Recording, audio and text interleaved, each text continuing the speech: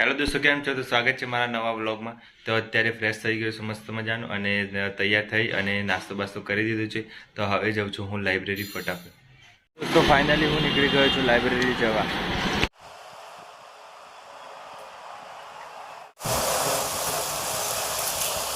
દોસ્તો ફાઇનલી હું નીકળી ગયો છું લાઇબ્રેરીથી ઘરે જવા અને આજે બપોરે ઘરે જમવા નહોતો ગયો એટલે હવે 6 વાગ્યા છે. તો ફટાફટ ઘરે જાઉં અને પછી જમીને ફ્રેશ થઈને પછી વાંચવા બેસીશ. કાં તો અત્યારે ડાયરેક્ટ જીમ જવું નક્કી નથી, તો રસ્તામાં જઈને વિચાર કરું છું કે શું કરું, જીમ જવું કે પછી ઘરે જવું. તો દોસ્તો ફાઇનલી આવી ગયો છું જીમ.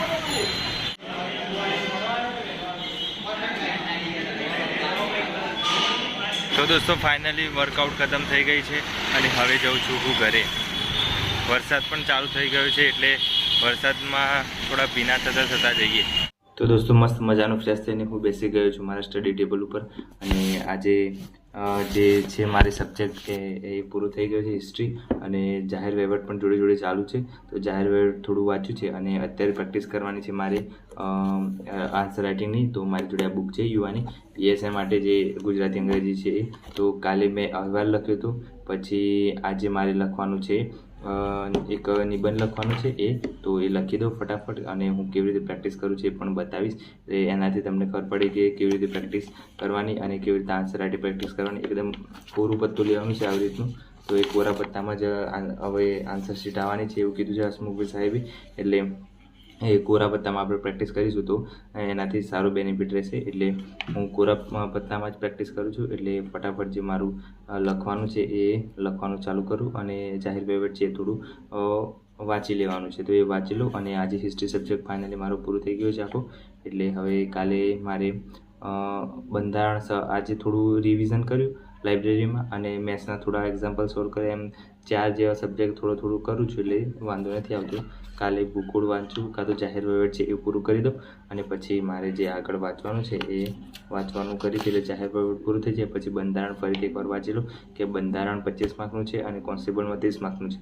એટલે વધારે જે માર્ક્સ ખેંચાય એ સબ્જેક્ટ પહેલાં કરવાના. અત્યારે મેથ્સ રિઝનિંગ ચાલે છે, બંધારણ ચાલે છે અને ઇતિહાસ પૂરું કર્યું છે અને જાહેર વહીવટ છે એ કરવાનું છે અને આન્સર રાઇટિંગની પ્રેક્ટિસ ચાલે છે. તો આટલું કરવાનું છે. પછી જે છેલ્લા વધે છે પર્યાવરણ અને ઇકોનોમી એ બધા છેલ્લે કરીશ અને કરંટ અફેર હવે ચાલુ કરવાનું છે પાછું. તો એક 2 વીકનું પૂરું કર્યું છે પણ હવે ધીરે ધીરે કરંટ અફેર વીકલી એકવાર કરી લેવું છે અને પછી રિવિઝન કરવું છે અને દર રવિવારે. એટલે એ પણ કરંટ અફેર જોડે જોડે થઈ જાય, કેમ કરંટ અફેરનો રોલ પણ વધારે છે.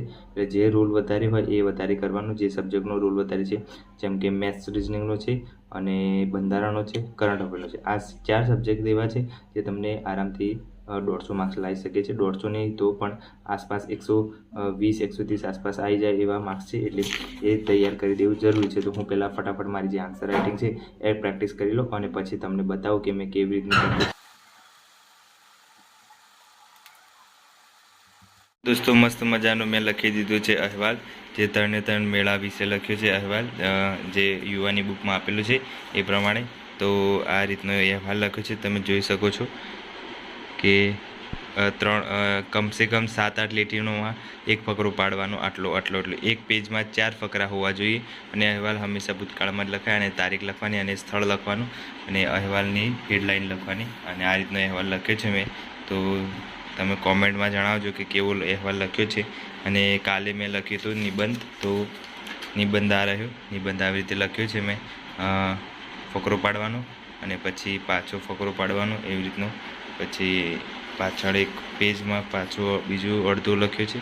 તો આ રીતને પછી તમને કોઈ પંક્તિ આવડતી હોય તો એ પણ તમે વચ્ચે લખી શકો છો. અને આવી રીતનો આખો પૂરો કર્યો છે મેં. તો કમસે કમ 350 કે 360 શબ્દો લખવાના હોય છે. એટલે આટલું થાય છે. પણ પેલી પુરવણી કેવી આવે છે એના ઉપર આધાર ખબર પડે આપણે કે કેટલું હોય છે.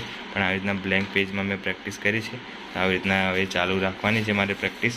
અને આટલું મેં આજે લખ્યું છે. તો દોસ્તો એટલું મારે જે લખવાનું તે લખી દીધું છે અને હવે મારે જાહેર વહીવટ છે એ બુક વાંચવાની છે. તો જાહેર વહીવટની બુકમાં કંઈ વધારે ચેપ્ટર છે નહીં એટલે ફટાફટ એ વંચાઈ જાય છે. એટલે નાની છે, એનો સિલેબસ બહુ ઓછો છે એટલે ફટાફટ થઈ જશે એટલે વાંધો નહીં આવે. એટલે અત્યારે થોડું જાહેર વહીવટ વાંચી લઉં અને પછી મારે જે ડેલી શેડ્યુલ છે એ પ્રમાણે પૂરું થઈ જાય જાહેર વહીવટનું. એટલે ફટાફટ જાહેર વહીવટ હું પૂરું કરી દઉં મારું અને પછી આરામ કરું ફટાફટ. એટલે આ સિલેબસમાં છે 5 ટોપિક, એમાં મેં CA જે હતું એ પૂરું કર્યું છે. હવે આ જે પંચ છે એ આવ્યો છે, પંચ પૂરું કરવાનું છે મારે. તો પંચો જે ટ્રિબ્યુનલ છે બધી એ બંધારણના ભાગમાં 14 એમાં આવેલી છે, તો એ બધી પૂરી કરી દો ફટાફટ.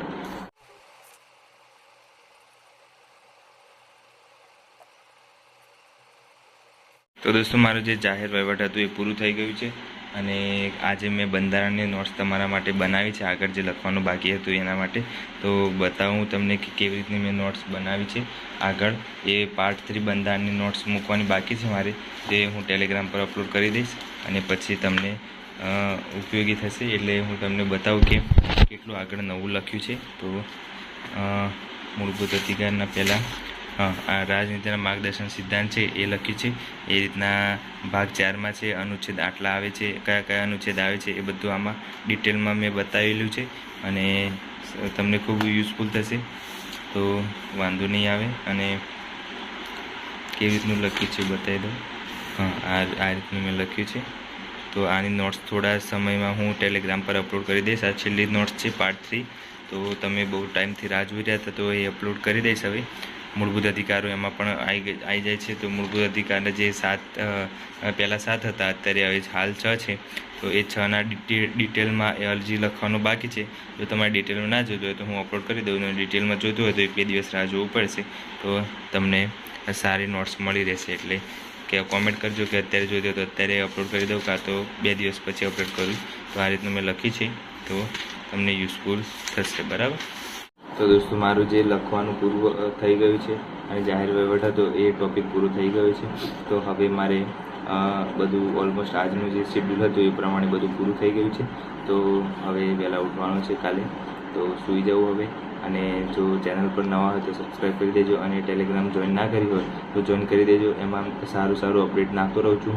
ડેલી જેટલા જૂના છે એ બધાને તો ખબર છે, પણ નવા જેટલા જોઈએ છે વિડીયો એ લોકોને ખબર ના હોય તો કહી દઉં કે એમાં મેં જૂના પેપરો અપલોડ કરેલા છે, મોસ્ટ IMP ક્વેશ્ચનો નાખેલા છે. એટલે ટેલિગ્રામ પર જોઈન કરી લેવું, અને યુટ્યુબ પર સબસ્ક્રાઈબ કરી લેવું. સબસ્ક્રાઈબ કરવાથી તમને ફટાફટ જે કોઈ બી અપડેટ હોય તો તમને તરત ખબર પડી જાય. તો તમે સબસ્ક્રાઈબ કરી રાખેલું હોય તો તમને કોઈ બી ઇન્ફોર્મેશન હોય એ પહેલાં ખબર પડી જાય, એટલે વાંધો નહીં આવે. બરાબર. તો ચેનલને સબસ્ક્રાઈબ ના કરી તો સબસ્ક્રાઈબ કરી લેજો, અને વિડીયો શેર કરવાનો બીજાને, એટલે બીજાને પણ મદદરૂપ થાય. અને આવી રીતે સપોર્ટ કરતા રહેજો, અને મળીએ નવા બ્લોગમાં. Bye bye, take care.